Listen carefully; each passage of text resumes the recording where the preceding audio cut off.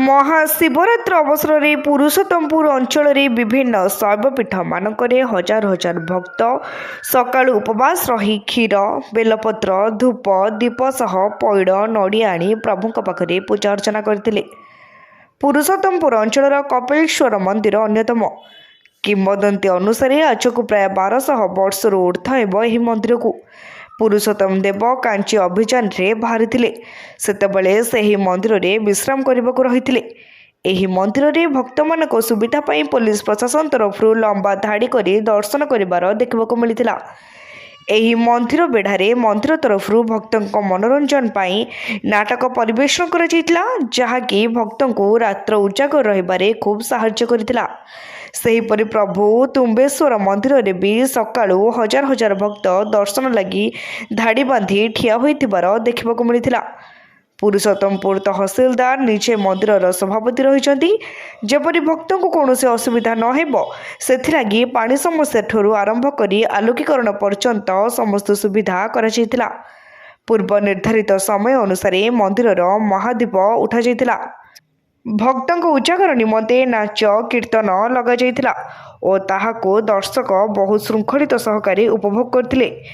एतद्व्यतीत प्रभु कालेश्वर यथा समय नीतिकांति करा जाइतिला और प्रभु गुप्तेश्वर पीठरे भी हजार हजार भक्तों गहन में महाशिवरात्रि पालन करा जाइतिला। पुरुषोत्तमपुर सहरर पूर्व भागरे अवस्थित प्रभु स्वप्नेश्वर ठारे सकाळु रात्र पर्यंत हजार हजार श्रद्धालुंकर समागम रे विभिन्न प्रकार सुविधा सुजोग थिला। श्रद्धालु माने निज निज पूजा करी प्रभुंक कृपा लाभ करथिले। पुरुषोत्तमपुर सहरर समस्त शैवपीठरे अति शांति श्रृंखलार सहकारी शिवरात्र पालन होउथिबारु भक्त और श्रद्धालु माने अति खुशी व्यक्त करथिले।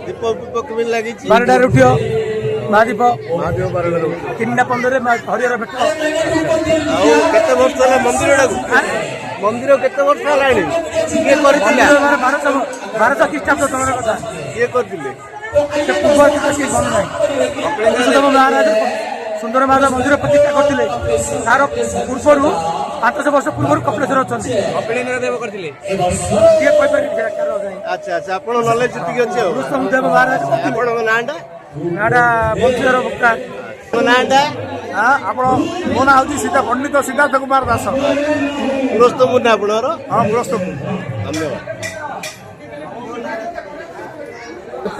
सकाळ सु पेपर बेरियर अछि मारे आगे ठेव खाली पहिल तो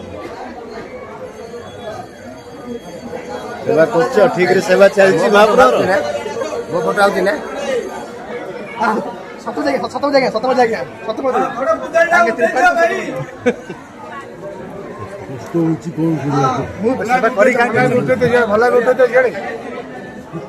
गंजाम पुरुषोत्तमपुर माधवानंद दास को रिपोर्ट तीर्थक्षेत्र लाइव।